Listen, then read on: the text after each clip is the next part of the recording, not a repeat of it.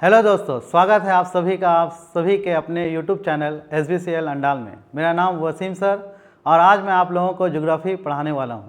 तो चलिए इस वीडियो को शुरू करते हैं कुछ महत्वपूर्ण स्वामी जी के कथन के साथ। उठो जागो और मत रुको जब तक लक्ष्य की प्राप्ति ना हो जाए। कहने मतलब है कि हमें अपने लक्ष्य की प्राप्ति के लिए हमेशा मेहनत करते रहना है जब तक हमारी लक्ष्य की प्राप्ति ना हो जाए।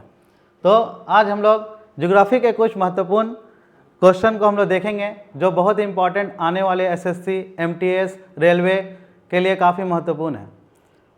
तो चलिए हम लोग स्टार्ट करते हैं। तो देखिए यहाँ पे हम लोग ज्योग्राफी स्टार्ट करने से पहले ज्योग्राफी के बारे में जानना बहुत ज़रूरी है। जैसे हम लोग जानते हैं कि ज्योग्राफी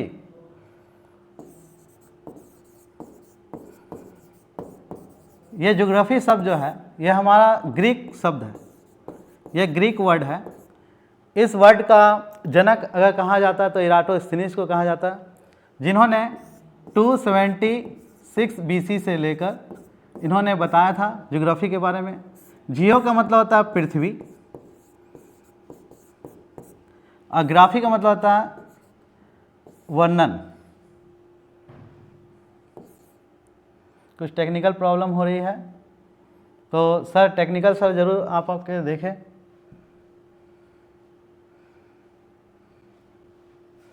हाँ चलिए ठीक है। तो ग्राफी का अर्थ है पृथ्वी का वर्णन। तो इस प्रकार इराटोस्थेनीज जो है उन्हें ज्योग्राफी का पिता भी कहा जाता है।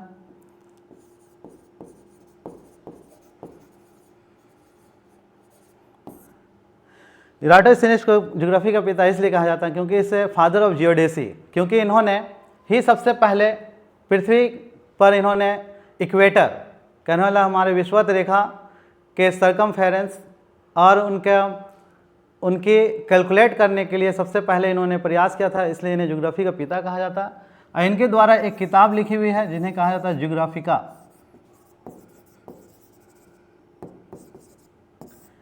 ऐसे कुछ लोगों ने आधुनिक विज्ञान ज्योग्राफी के पिता जो है अलेक्जेंडर हम्बोल्ट को कहा जाता है। इन्होंने कॉस्मोस नाम के एक बुक लिखे हैं और ऐसे हिकेटियस को कुछ विद्वानों ने भी ज्योग्राफी का पिता कहा, जिन्होंने जेस पैराडाइज बुक लिखे हैं। तो चलते हैं हम लोग कुछ ज्योग्राफी के कुछ महत्वपूर्ण हम लोग देखेंगे तथ्य को।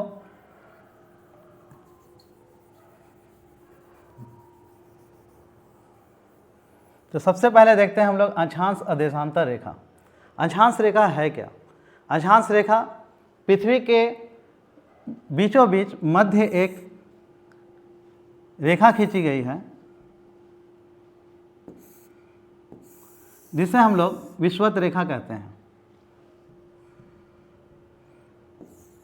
विषुवत रेखा की मान जो है 0 डिग्री रखा गया है और ठीक विषुवत रेखा के उत्तर की ओर, कहने मतलब कोणीय दूरी अगर माना जाए तो उत्तर की ओर जो रेखा खींची गई है और दक्षिण की जो कोणीय दूरी खींची गई है उसे ही अक्षांश रेखा कहते हैं। ऐसे साधारण भाषाओं में हम लोग अक्षांश रेखा की परिभाषा दे सकते हैं कि पृथ्वी को ही उसके पश्चिम से पूर्व की ओर खींची गई एक काल्पनिक रेखा को ही हम लोग अक्षांश रेखा कहते हैं, जिसको हम लोग लैटिट्यूड कहते हैं। तो ये लैटिट्यूड जो है महत्वपूर्ण अक्षांश जो है जिन्हें हम लोग पढ़ेंगे, वो लैटिट्यूड जो है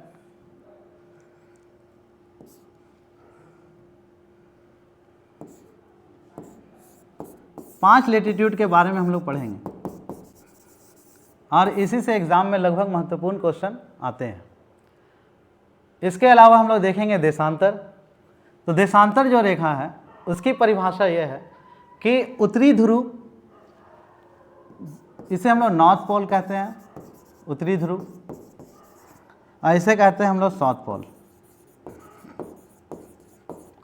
तो उत्तरी ध्रुव और दक्षिणी ध्रुव से मिलाने वाली रेखा को ही हम लोग देशांतर रेखा कहते हैं। तो यह अक्षांश और देशांतर रेखा जो है, तो अक्षांश रेखा जो है पूरे पृथ्वी पर अगर देखा जाए तो कुल अगर देखा है तो अक्षांश रेखा 181 है। अगर हम लोग उत्तरी ध्रुव और दक्षिणी ध्रुव को जो अगर हम लोग एक लाइन के रूप में ले तो अक्षांश रेखा की संख्या 181 है, क्योंकि इसके बीच जो हम लोग के जो विषुवत रेखा है उनको भी ले लिया जाता है, क्योंकि अक्षांश रेखा जो है ऊपर 9 कहना एक डिग्री कोणीय दूरी पर ही एक अक्षांश रेखा को माना गया है और नीचे भी 90 डिग्री। तो ये देखा गया पृथ्वी को, तो यहाँ पर एक डिग्री पर है और यहाँ पे विषुवत रेखा को लेकर ही 181 डिग्री होता है।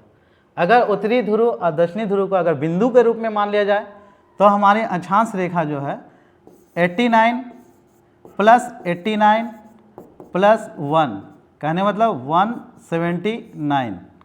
179 जो है अक्षांश रेखा है अगर बिंदु मान लिया जाए। तो इस तरह हम लोग देखें अक्षांश के बारे में।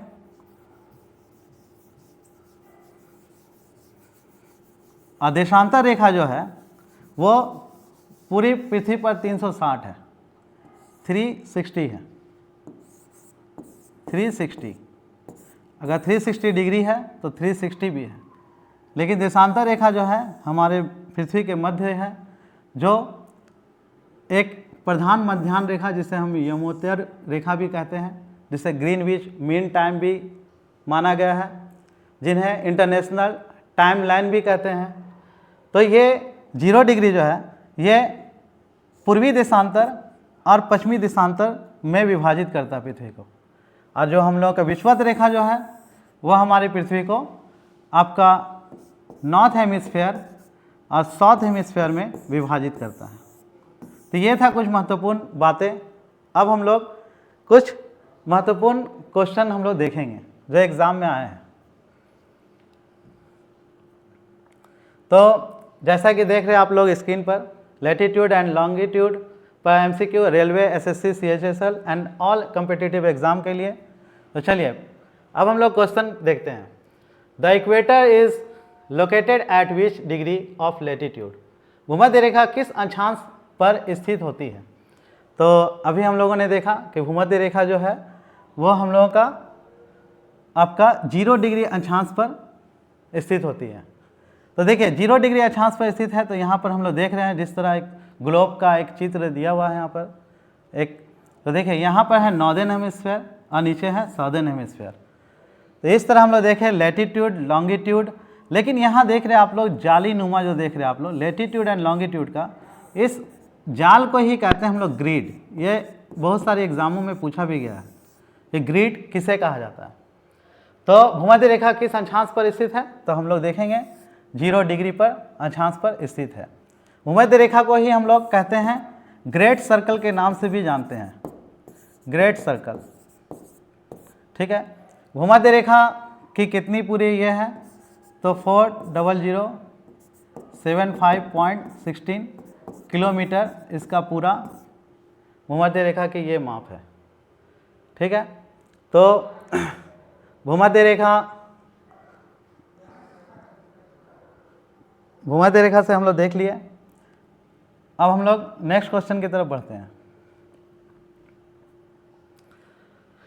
कौन सी रेखा पृथ्वी को उत्तरी और दक्षिणी गोलार्ध में बांटती है? तो इस क्वेश्चन का आंसर हम लोग सभी को जानते हैं, इक्वेटर।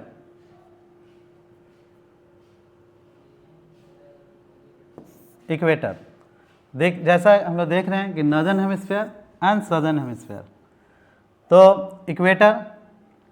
चलिए नेक्स्ट, पृथ्वी पर कुल कितनी अक्षांश रेखाएं होती है? तो अक्षांश रेखाएं जो है पृथ्वी पर कुल टोटल हम लोग जानते हैं कि 181 है। अगर हम लोग देखा जाए तो ये अक्षांश रेखा जो है पृथ्वी पर 181, अगर हम लोग उत्तरी ध्रुव और दक्षिणी ध्रुव को अगर हम लोग एक लाइन के रूप में ले तो 181 है, क्योंकि ऊपर 90 डिग्री है, क्योंकि एक एक कोने डिग्री पर अक्षांश रेखा रखी गई है। तो इधर नॉर्दर्न हेमिस्फीयर है और इधर सदर्न हेमिस्फीयर है। तो यहाँ पर 90 रेखाएं हैं और यहाँ पर आपका 90 रेखाएं हैं, लेकिन इक्वेटर को ले लेते हैं तो इन्हें जोड़कर 181 रखा गया है। लेकिन अगर नॉर्थ पोल और हम लोग साउथ पोल को अगर बिंदु के रूप में लिया जाए तो पूरी अक्षांश रेखा 179 है, ठीक है। तो आगे हम लोग चलते हैं, क्वेश्चन कितना इसका 181, ठीक है। देशांतर रेखाओं को और क्या कहा जाता है? तो देखिए देशांतर रेखाओं को हम लोग क्या कहेंगे, यहाँ पर देखते हैं हम लोग। तो देशांतर रेखाओं को हम लोग मेरिडियंस कहते हैं, ठीक है। देशांतर रेखाओं को हम लोग मेरिडियंस कहते हैं। मेरिडियंस कहा जाता है क्योंकि हम लोग जानते हैं कि पृथ्वी के ठीक एक 0 डिग्री मेरिडियंस में हम लोग ग्रीनविच मीन टाइम, जिसको हम लोग GMT भी कहते हैं, ठीक है, जिसे लंदन में रखा गया है और यहीं से हमारा भारत का मानक समय लगभग 5.5 घंटा आगे है, ठीक है। तो प्राइम मेरिडियन भी कहा जाता है, ठीक है। आगे हम लोग देखते हैं नेक्स्ट क्वेश्चन। अब देखिए ग्रीनविच रेखा, प्रधान देशांतर रेखा, किस स्थान से होकर गुजरती है। तो ग्रीनविच रेखा जो है हम लोग देखेंगे कि पूरे वर्ल्ड मैप में यहाँ पर आपका ग्रीनविच रेखा जो है, यहाँ पर हम लोग जानते हैं कि पहला है कि ग्रीनविच का मान कितना है। तो ये हम लोग जानते हैं कि 0 डिग्री रखा गया है, और ये जो 0 डिग्री जो रखा है यह हमारे ग्लोब को आपका पूर्वी देशांतर और पश्चिमी देशांतर में विभाजित करती है। और यह ग्रीनविच मीन टाइम जो है आपका अंटार्कटिका को भी क्रॉस कर रहा है, और ग्रीनविच मीन टाइम जो है हम लोग का लंदन में ही रखा गया है, और यहाँ से हमारे भारत का समय 5.5 घंटा आगे है।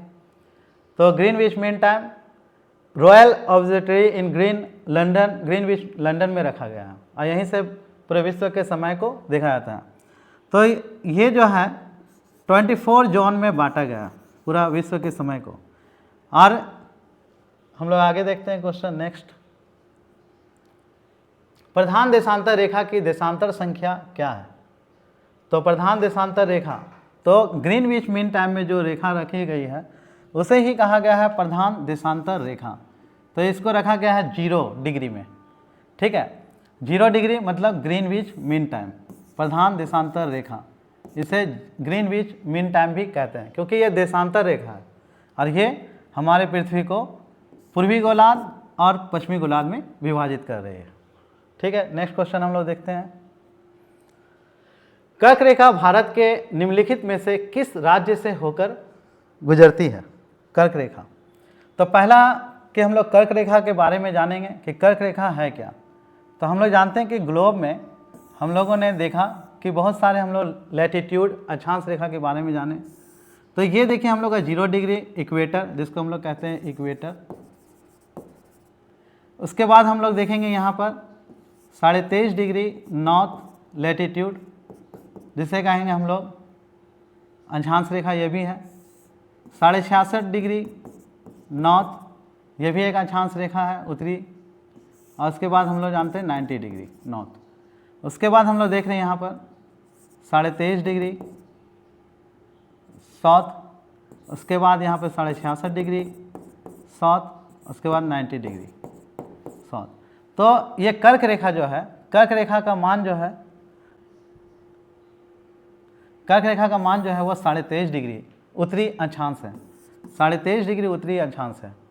ये कर्क रेखा जो है भारत के 8 राज्यों से होकर गुजरती है। कर्क रेखा जो है भारत के 8 राज्यों से होकर गुजरती है। तो कर्क रेखा, हम लोगों से क्वेश्चन पूछा गया कि कर्क रेखा भारत के निम्नलिखित में से किस राज्य से होकर गुजरती है। तो केरल, राजस्थान, पंजाब, जम्मू कश्मीर। तो इसमें होगा हम लोग का राजस्थान। राजस्थान से सबसे पहले कर्क रेखा गुजरती है। ऐसे 8 राज्यों से होकर गुजरती है कर्क रेखा, 8 राज्यों से, 8 स्टेट ऑफ इंडिया। और ऐसे अगर पूरा देश देखा जाए पूरा विश्व में तो 18 देशों से होकर गुजरती है ये कर्क रेखा। और मात्र एक कंटिनेंट है साउथ अफ्रीका, जहाँ से कर्क रेखा, मकर रेखा और आपका विषुवत रेखा, तीनों रेखा गुजरती है। तो हम लोग देखें यहाँ पर 8 राज्य कौन कौन सा है। तो इसका हम लोग का आंसर हुआ राजस्थान। तो राजस्थान जो है अगर राज्यों में देखा जाए तो सबसे बड़ी राज्य है। भारत में सबसे बड़ी राज्य अगर देखा जाए तो राजस्थान है।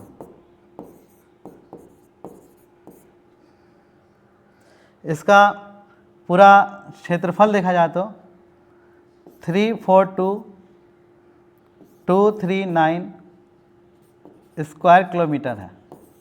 राजस्थान भारत का बड़ा राज्य है, इसका राजधानी जयपुर है। और सबसे छोटी राज्य जो है गोवा है, जिसकी राजधानी पणजी है। तो 8 राज्यों को हम लोग देखते हैं कि कौन कौन सा 8 राज्य है। तो 8 राज्यों को देखते हैं। जैसे इसमें हम लोग जानते हैं, पहला है जैसे आपका राजस्थान, उसके बाद है हम लोग गुजरात, राजस्थान, मध्य प्रदेश, झारखंड, पश्चिम बंगाल, छत्तीसगढ़, उसके बाद आपका त्रिपुरा, मिजोरम। 1 2 3 4 5 6 7 8, ये 8 राज्यों से होकर ही कर्क रेखा गुजरती है। अगर कर्क रेखा देखा जाए तो सबसे पहले गुजरात से और सबसे अंतिम में मिजोरम से। तो ये इन्हें अगर हम लोग को याद रखना है तो एक ट्रिक भी है।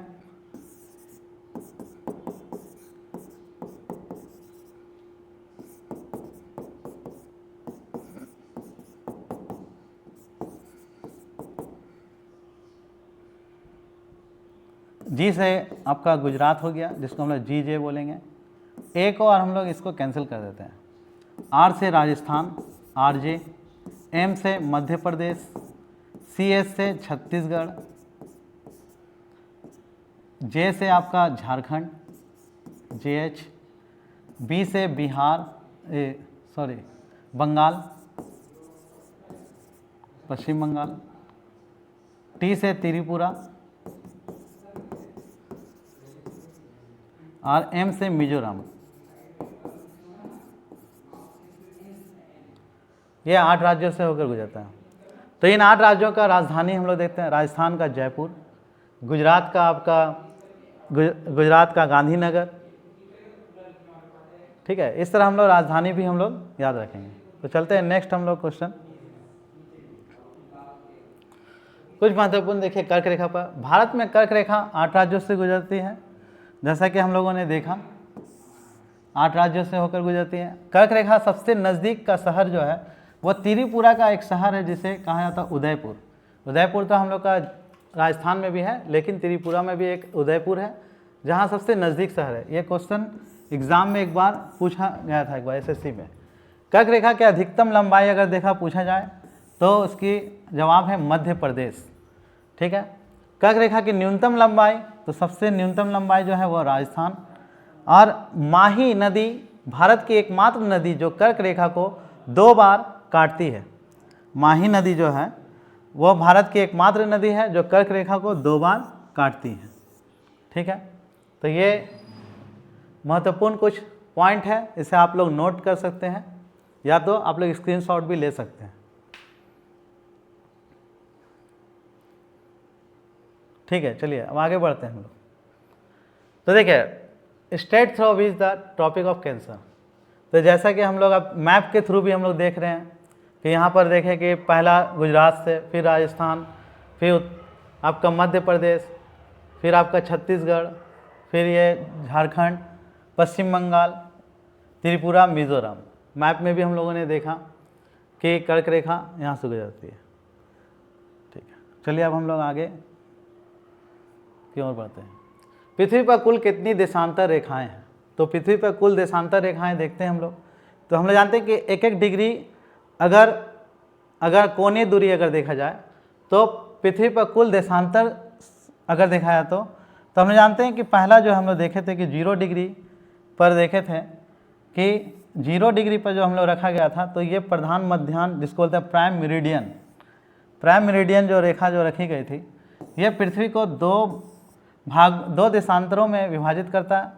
एक ईस्टर्न हेमिस्फीयर और एक है वेस्टर्न हेमिस्फीयर, पूर्वी और दक्षिणी गोलार्ध में, पूर्वी और पश्चिमी गोलार्ध में, सॉरी। तो पश्चिमी गोलार्ध में देख रहे हैं हम लोग कि 180 डिग्री पश्चिमी, और हम लोग पूर्वी गोलार्ध में देख रहे हैं 180 डिग्री पूर्वी, और इधर पश्चिमी में देख रहे हैं हम लोग 180 डिग्री पश्चिमी। तो इस तरह हम लोग देख रहे हैं पूरी कुल अगर अंशांश रेखा, पूरी देशांतर रेखाओं को अगर हम लोग देखें तो पृथ्वी पर कुल 360 डिग्री जो है आपका डिग्री अगर देखा जाए तो जितनी डिग्री कोणीय दूरी पर ही हम लोग का अंशांश देशांतर रेखा भी, हम लोग देशांतर रेखा की संख्या भी टोटल आपका 360 है, ठीक है। तो हम लोग जानते हैं कि देशांतर रेखा का प्रयोग कहाँ करेंगे? तो देशांतर रेखा का प्रयोग देशांतर और अक्षांश दोनों का लेकर हम लोग किसी स्थान किस और समय का निर्धारण भी कर सकते हैं, लेकिन देशांतर का हम लोग समय में काफ़ी प्रयोग करते हैं। ठीक है, आगे हम लोग देखते हैं। तो 360 इसका आंसर होगा। अब देखिए 65.5 डिग्री उत्तरी अक्षांश पर कौन सी रेखा स्थित होती है। तो आप लोगों को मैंने बताया भी था कि अक्षांश रेखा जो है 5 महत्वपूर्ण अक्षांश रेखा पर हम लोग देखेंगे। तो 5 महत्वपूर्ण अक्षांश रेखा जो है तो उस पर हम लोग देखें कि कौन कौन सी है। तो पहला हम लोग जानते हैं कि अक्षांश रेखा कौन सी है। तो इक्वेटर भी हम लोगों का एक अक्षांश रेखा ही है। इसके अलावा हम लोग जानते हैं कि 23.5 डिग्री पर हम लोग का ट्रॉपिक ऑफ कैंसर, समझो कर्क रेखा को रखा गया है, और 66.5 डिग्री पर आर्कटिक सर्कल कहने वाला आर्कटिक वृत्त जिसे कहा जाता है, और नॉर्थ पोल ये भी हम लोग का अक्षांश में माना गया है। उसके बाद हम लोग इक्वेटर के अगर हम लोग दक्षिण की तरफ देखें तो ट्रॉपिक ऑफ कैप्रिकॉन, और उसके बाद अंटार्कटिक सर्कल। तो इस तरह हम लोगों ने अक्षांश रेखाओं के बारे में जाना। तो इक्वेटर से अगर उत्तर की तरफ जा रहे हैं तो देख रहे हैं ट्रॉपिक ऑफ कैंसर 23.5 डिग्री पर है नॉर्थ में, और आर्कटिक सर्कल जो है वो भी नॉर्थ में ही है, इक्वेटर से आपका 66.5 डिग्री पर है। तो इसका आंसर होगा आर्कटिक सर्कल। तो इक्वेटर का हम लोग जानते हैं कि 0, आर्कटिक सर्कल का 66.5 नॉर्थ, और ट्रॉपिक ऑफ कैंसर का 23.5 नॉर्थ लेटीट्यूड, अंटार्कटिक सर्कल का 66.5, लेकिन ये होगा साउथ। ठीक है, तो आगे हम लोग देखते हैं अंतर्राष्ट्रीय तिथि रेखा लगभग किस देशांतर पर स्थित होती है।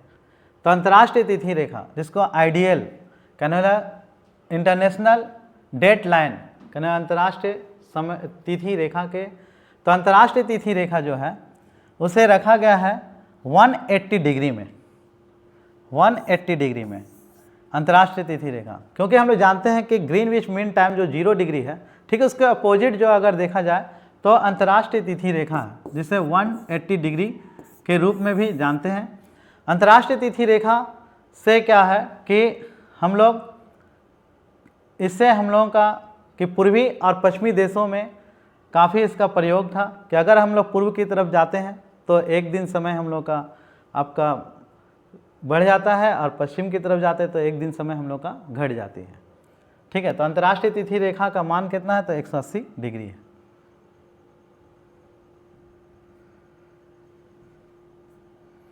तो आज हम लोग इस वीडियो के अंत में एक महत्वपूर्ण क्वेश्चन को हम लोग देखेंगे जो आप लोग कमेंट सेक्शन में अपना आंसर दें, और वीडियो अगर आप लोगों को अच्छी लगी हो तो बिल्कुल आप लोग लाइक देना ना भूलें, और बेल आइकॉन ज़रूर आप लोग ये कर लें, और अपने सब्सक्राइब करना ना भूलें। धन्यवाद। ठीक है।